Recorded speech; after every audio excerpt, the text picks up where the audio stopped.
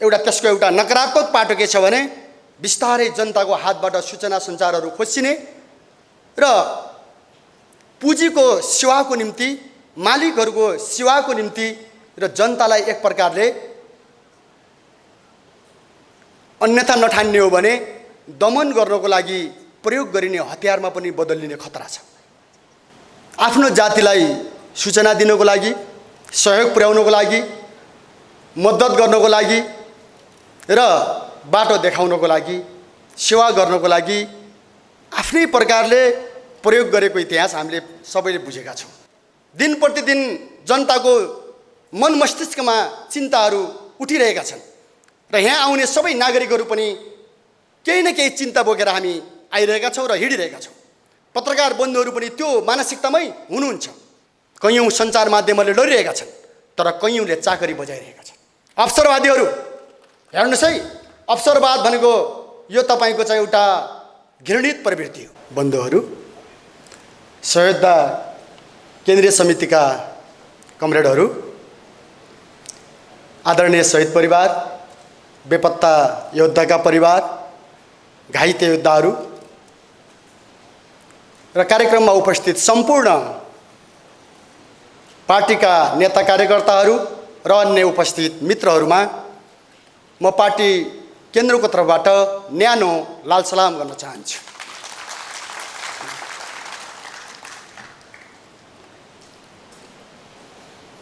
कमरेडहरू र पत्रकार बन्धुहरू, हाम्रो पार्टीको लागि र नेपालको पत्रकार जगतको लागि,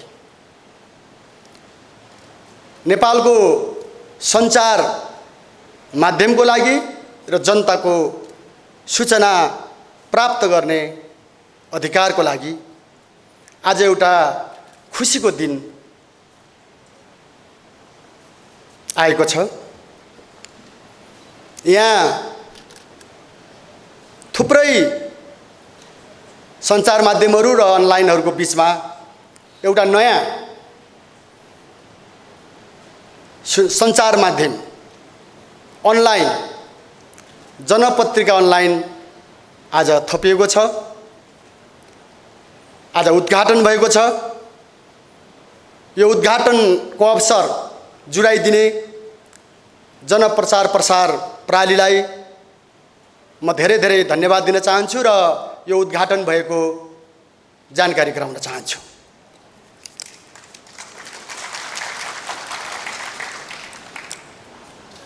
मित्रहरू, सूचना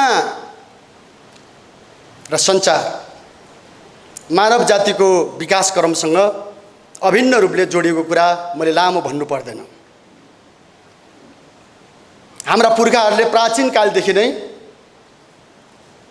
आफ्नो जातिलाई सूचना दिनको लागि, सहयोग पुर्याउनको लागि, मद्दत गर्नको लागि र बाटो देखाउनको लागि, सेवा गर्नको लागि आफ्नै प्रकारले प्रयोग गरेको इतिहास हामीले सबैले बुझेका छौँ।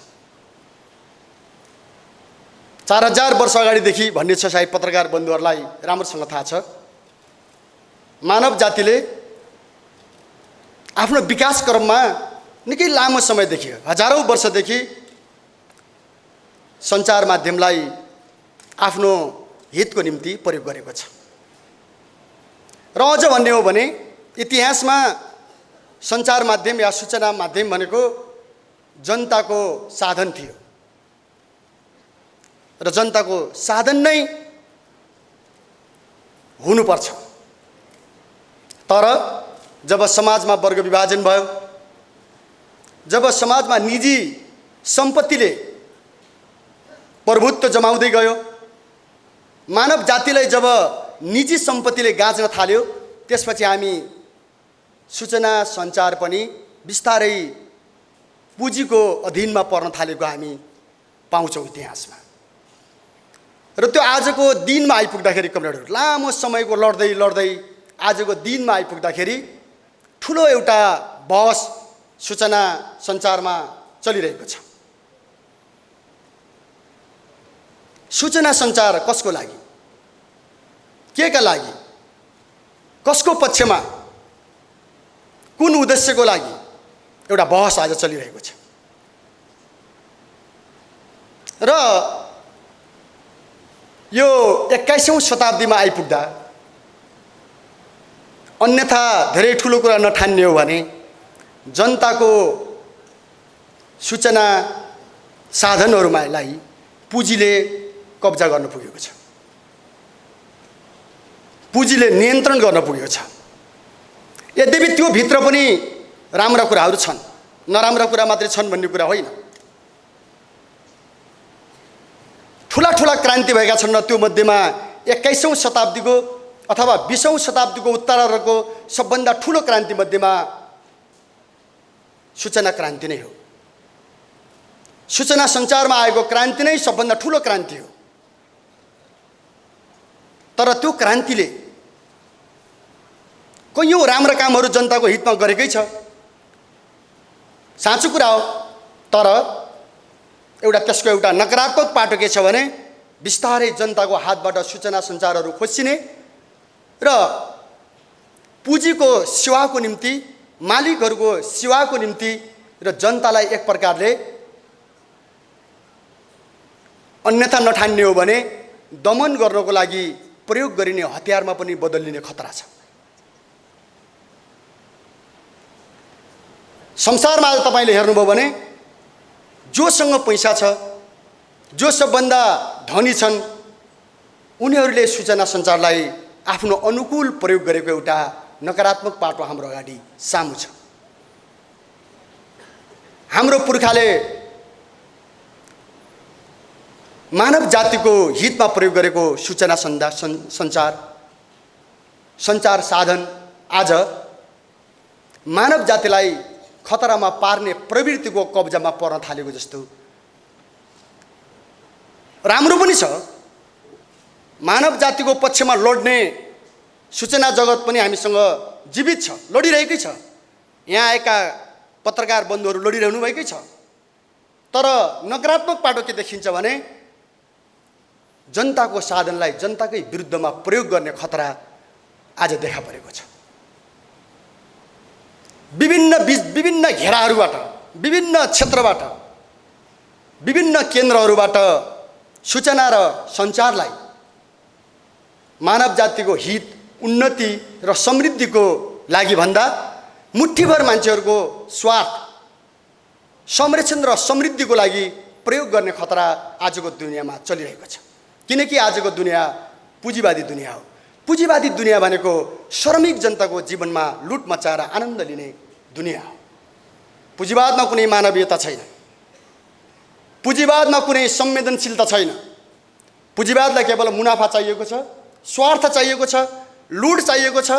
त्यसको निम्ति उसले जुनसुकै सीमा पनि मिच्न तयार छ। त्यसकै निम्ति आज हामी देख्छौँ कि पुँजीवादले जनताको सूचना सञ्चारको साधनलाई पनि आफ्नो निम्ति प्रयोग गरेर आफ्नो लुटको हतियार बनाउने प्रयत्न गरिरहेको छ। न्यायपूर्ण आन्दोलनमाथि दमन गर्नको लागि आधार तयार पार्ने साधन बनाउन खोज्दैछ। संसारका शान्ति प्रेमी र परिवर्तन प्रेमी जनताहरूमाथि दमन गर्ने एउटा साधन बनाउन प्रयत्न गरिरहेको छ। तर जनताका प्रतिनिधिहरू पनि चुप लाएर बसेका छैनन्, जनताका पत्रकारहरू पनि चुप लाएर बसेका छैनन् र सूचना सञ्चारलाई जनताको पक्षमा सदुपयोग गर्नुपर्छ भन्ने प्रवृत्ति पनि आज संसारमा प्रबल छ, बलियो छ र लडिरहेको छ। नेपालमा हामी एकदमै राम्रा पक्षहरू पनि देख्छौँ। हाम्रो देशमा विभिन्न खालका खेलहरू चल्छन्। गलत तत्त्वहरूले चाहिँ जनता र राष्ट्रलाई चाहिँ क्षति पुर्याउन खोज्छन्। त्यति बेला विभिन्न सूचना माध्यमहरूले, सञ्चार माध्यमहरूले जनता र राष्ट्रको पक्षमा काम गरेको हामीले पाएका छौँ र यो खुसीको कुरा हो,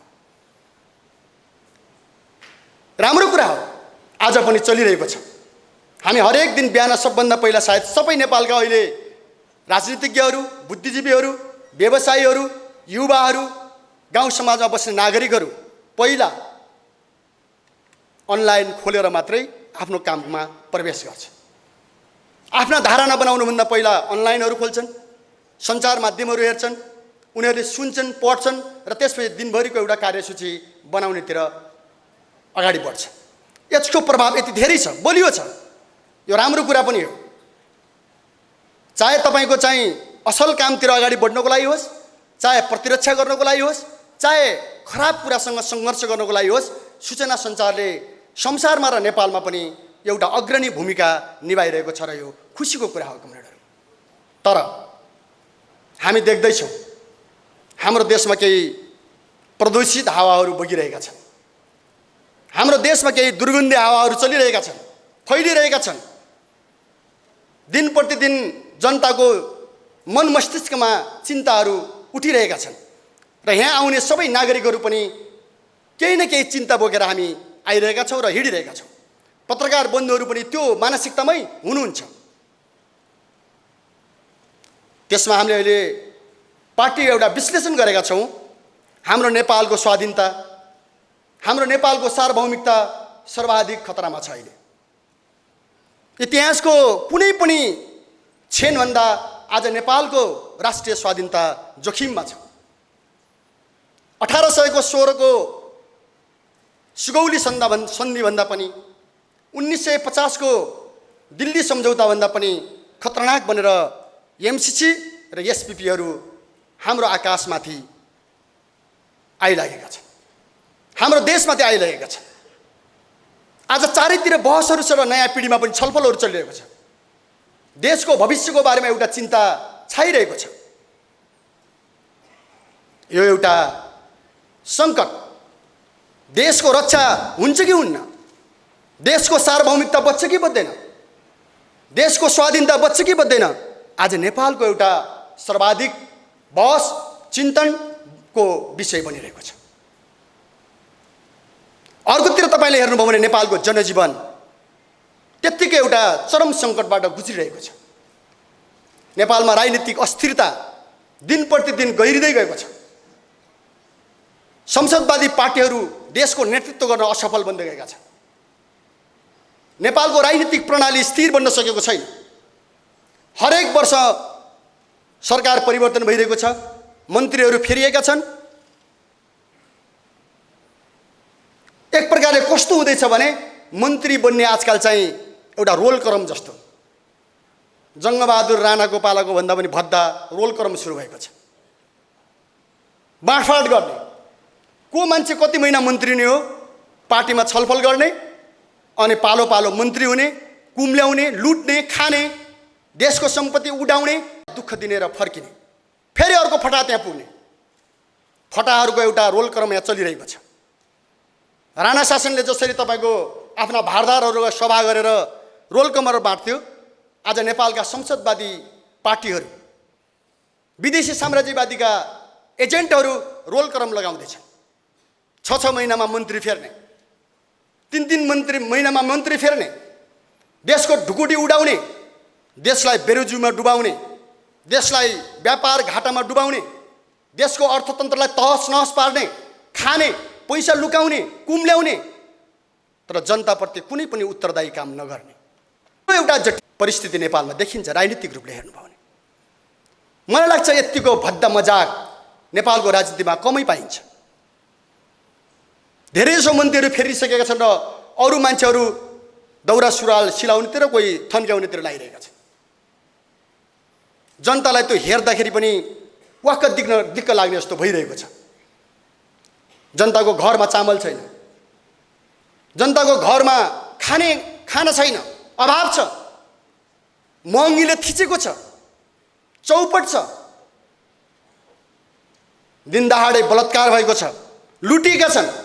तर राज्यमा बसेका मान्छेहरू आफ्नो गुटको स्वार्थको लागि, आफ्नो दलको स्वार्थको लागि, केही मान्छेको झोली भर्नको लागि सिँगै देशलाई चाहिँ मोलमोलाई गरिरहेका छन्, लुटिरहेका छन्।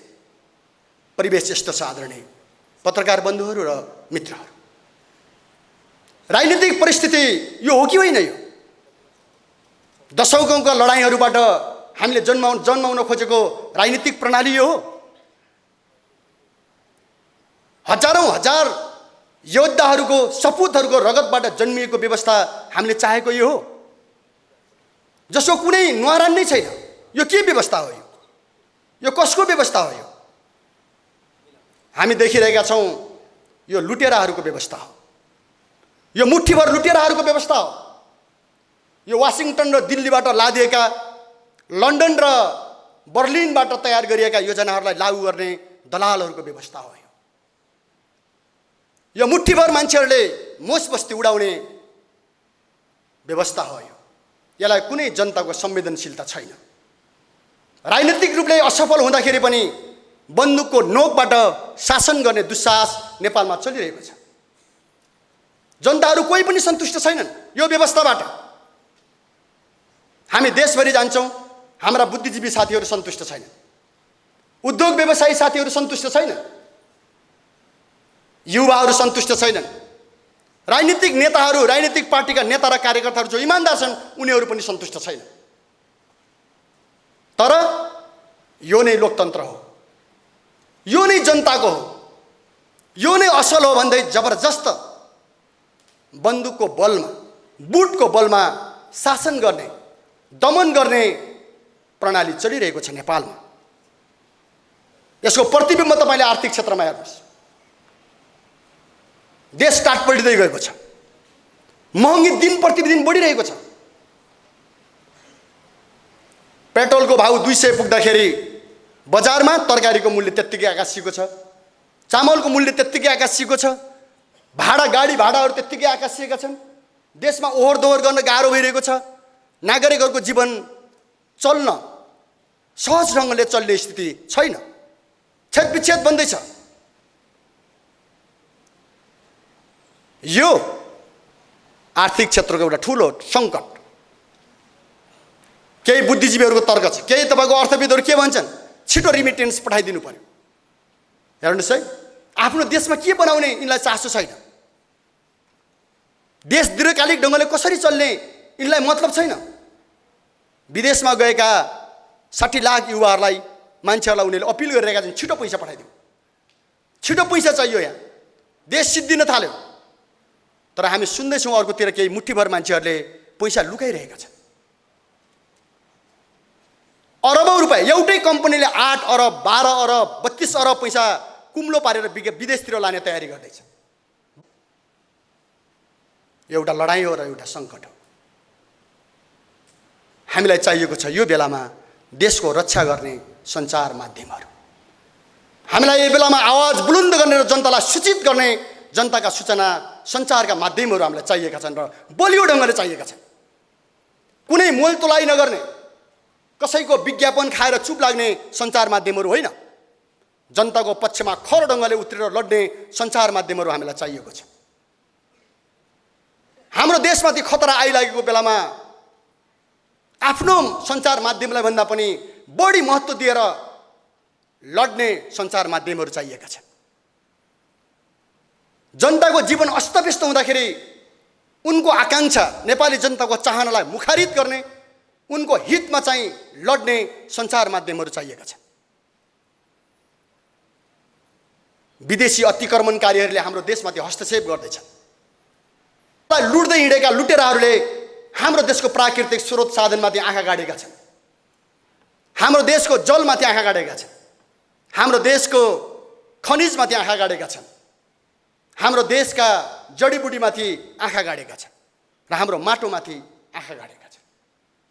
एउटा जटिल लडाइँ छ नेपालमा चलिरहेको छ। यो बेलामा कतातिर उभिएर लड्ने, कसले लड्ने, हामी कहिलेकाहीँ चिन्ता पनि लाग्छ। नेपालमा सयौं हजारौं सञ्चार माध्यमहरू छन्, तर कैयौँबाट हामीलाई एकदम दुःखद कुरा, एमसीसीको विज्ञापन हामीले सुन्नुपर्छ।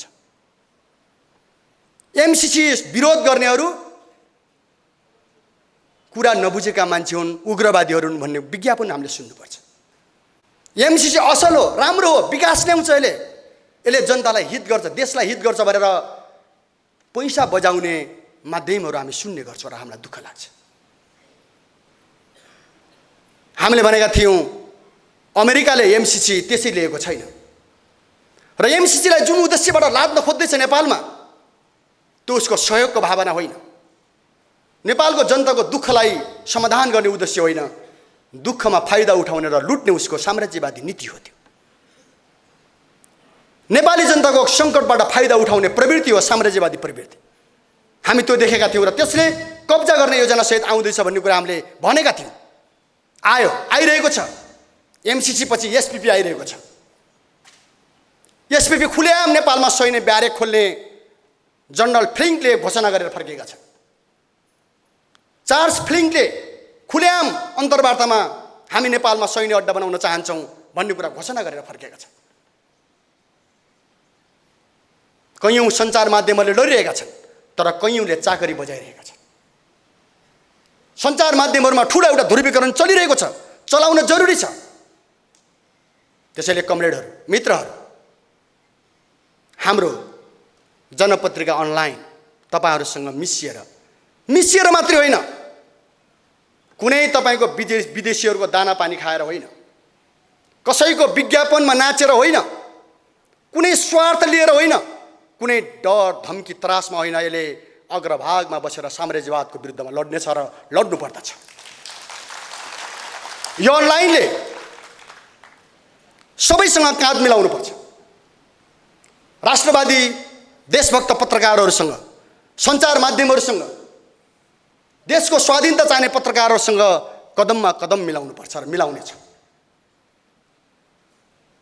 उनीहरूसँग मोर्चा कस्दै आवश्यक पर्यो भने मोर्चाको पनि अग्रभागमा बसेर लडाईँ लड्नु पर्यो र खतरा मोल्नु पर्यो भने पनि पत्रकार बन्धुहरू तपाईहरुसँगै र तपाईको सबभन्दा अगाडि बसेर यो अनलाइनले लड्नुपर्छ र लड्नेछ।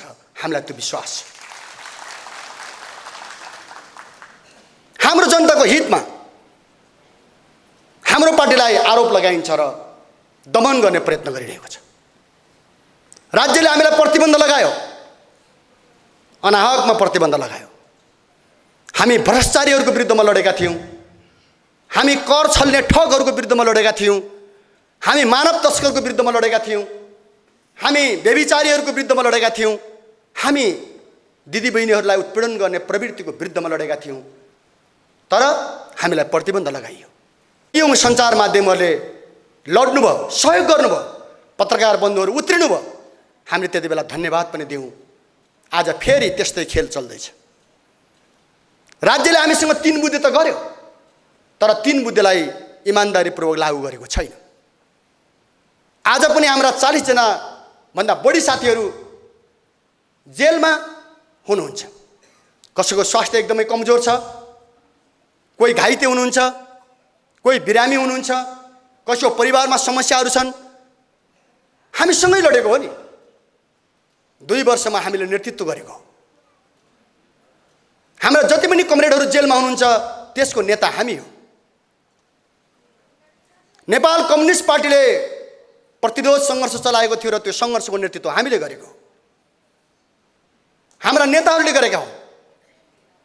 कैयौँ नेताहरूलाई छोडियो तर हाम्रा योद्धा कमरेडहरूलाई, युवाहरूलाई छोडिएको छैन। यो एउटा षड्यन्त्र हो। यो जनताको अधिकारमाथिको हस्तक्षेप हो, स्वतन्त्रतामाथिको हस्तक्षेप हो। हाम्रो पत्रकार बन्धुहरूले लडिरहनु भएको छ। यो लडाईँमा पनि हामीलाई यस्तो खरो एउटा चाहिँ मोर्चा चाहिएको छ। हर दिन 24 घण्टा अत्याचारको विरुद्धमा कलम चलाउने, लड्ने, सूचना प्रवाह गर्ने हामीलाई सञ्चार माध्यमहरू चाहिएका छन्। त्यसमा तपाईहरु हुनुहुन्छ, हामी छौँ र हामीले सिधै अपिल गर्न चाहन्छौँ। यो अनलाइनले, यो जनपत्रिका अनलाइनले कुनै पनि मूल्यमा नेपाली जनताको हितको रक्षा गर्न तयार हुनेछ।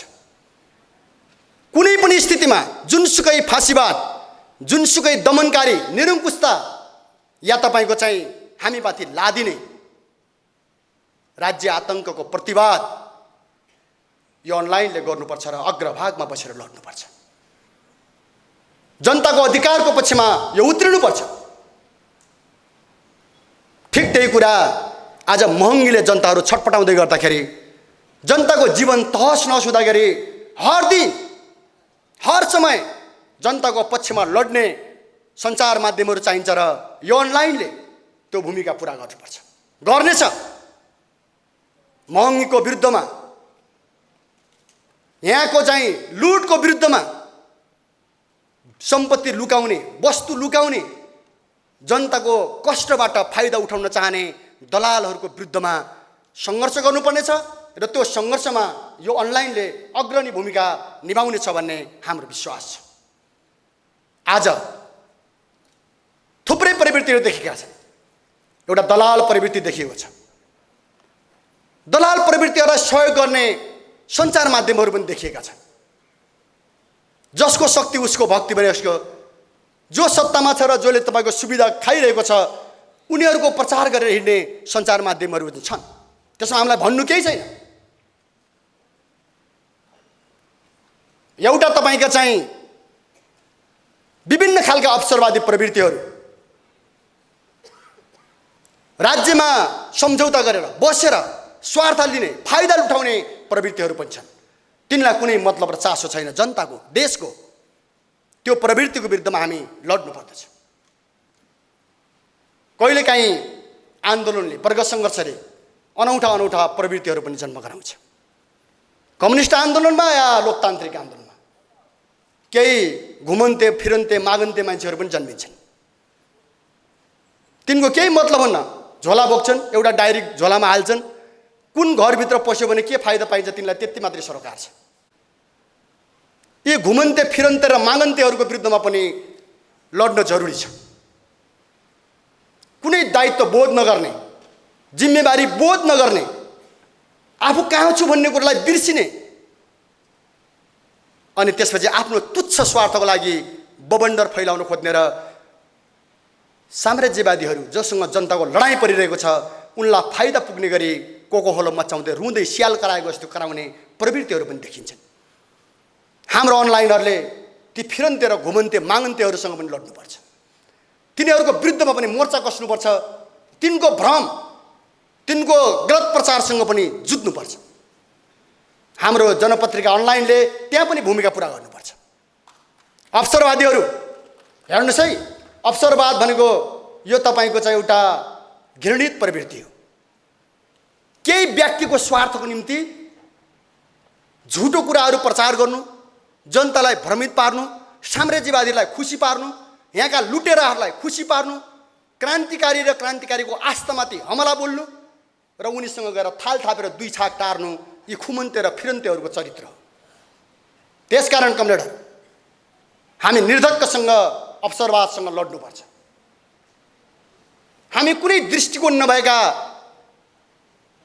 यी तपाईँको पेन्डुलमहरूसँग लड्नुपर्छ, जसको न कुनै ठुलो आकाङ्क्षा छ, न कुनै दृष्टिकोण छ, न सुझबुझ छ।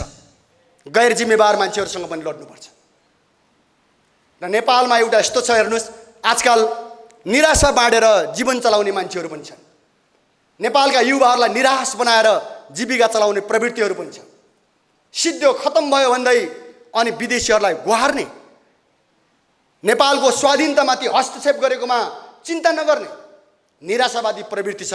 निराशावादको विरुद्धमा लड्नुपर्छ। र म तपाईँ यहाँ उपस्थित युवाहरूलाई अपिल गर्न चाहन्छु, हामी यहाँबाट पलायन भएर होइन, हामी कुनै विदेशी धनाढ्यको चौकीदार बन्नको लागि होइन, हामी यहीँ बस्नुपर्छ, यो देशमा बस्नुपर्छ, यहाँ बस्नुपर्छ, यहाँको जालीफटाहरूसँग लड्नुपर्छ, यहाँका दलालहरूसँग लड्नुपर्छ र यो दलाल पुँजीवादी सत्तालाई भत्काएर जनताको वैज्ञानिक समाजवाद स्थापना गर्नुपर्छ। त्यो मोर्चाको लागि तपाईँ हामी तयार हुनुपर्छ। यो मोर्चामा अनलाइनले भूमिका पुरा गर्नुपर्छ। हो, कुनै परिवेशले युवाहरू गइहालेको भए पनि, हामी युरोपमा पुगे पनि, हामी पूर्वी एसियामा पुगे पनि, जापानमा पुगे पनि, मलेसियामा पुगे पनि, अरबमा पुगे पनि, हाम्रो देशलाई हामीले बिर्सिनु हुँदैन र बिर्सिनु भएको पनि छैन युवाहरूले। जुन दिनसम्म हाम्रो देशको पश्चगामी प्रतिक्रियावादी व्यवस्था परिवर्तन हुँदैन, यहाँको दलाल पुँजीपतिहरूको सत्ता ढल्दैन र नेपाली जनताको समाजवाद बन्दैन, त्यो दिनसँग तपाईँ डलरमै पुरिएर बसे पनि विदेशमा, तपाईँ भयङ्करै ठुल्ठुला भाषण गरेर छाटेर विदेशमा बसे पनि यो देशको भविष्य निर्माण हुनेवाला छैन। यो देश राम्रो बन्नेवाला छैन। तपाईँले राम्रो बनाउने चाहना राख्ने हो भने नेपालका युवाहरूले एकचोटि आँट गर्नुपर्छ। नेपालको आउँदै गरेको नयाँ पुस्ता निराश हुने होइन, आफ्नो देश छोडेर समस्याबाट मुक्त हुने चाहना राख्ने होइन, यहीँ बस्नुपर्छ। गाउँ गाउँबाट हामीले जनयुद्धमा सामन्तहरूलाई जरा उखालेको जस्तो उखेल्नुपर्छ, सहरबाट उखेल्नुपर्छ र दलालहरूको सत्तालाई फ्याँकेर वैज्ञानिक समाजवाद निर्माण गर्नुपर्छ। यो देशको नागरिक आफ्नो खुट्टामा उभिएर संसारमा हामी नेपाली हौँ भन्ने एउटा पहिचान खडा गर्न सकिन्छ।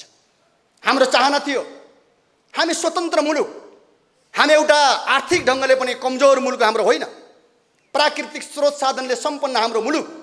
यहाँका अल्छी शासकहरू, बुद्धिहीन मूर्ख शासकहरू, विदेशीको 8 वर्षसम्म चल्न बानी परेका दलालहरूको कारणले हाम्रो देश चाहिँ जटिल बनेको। जनयुद्धले ती सबै पहाडहरू भत्काएको थियो, ती सारा विकृतिहरूलाई साफ पारेको थियो, तर हामीले त्यसलाई अन्तिम टुङ्गोमा पुर्याउन सकेनौँ र तिनका भूतहरू फर्केर आएर काठमाडौँमा बसिरहेका छन्। सामन्तवादका भूतहरू, पुँजीपतिहरूका भूतहरू फर्केर काठमाडौँको शासन जमाएका छन् र जनतामाथि एउटा फेरि दानवी सत्ता लादिरहेका छन्। हामीले हाम्रो इतिहासको गौरवलाई सम्झिनुपर्छ। हाम्रा पुर्खाहरूले पौवागढीको लडाइँमा अङ्ग्रेजहरूलाई लखेटेर नेपाल बचाएको जस्तै, हाम्रा पुर्खाहरूले नालापानी र टिस्टामा लडे जस्तै, हाम्रा अग्रजहरूले राणा शासनलाई फाले जस्तै, हाम्रा अग्रजहरूले पञ्चायतलाई ढाले जस्तै, हाम्रो पुस्ताले सामन्तवादलाई गाउँ गाउँबाट उखालेर मिल्काएको जस्तै नेपालमा अब अन्तिम लडाइँ हुँदैछ दलाल पुँजीवाद र जनताको।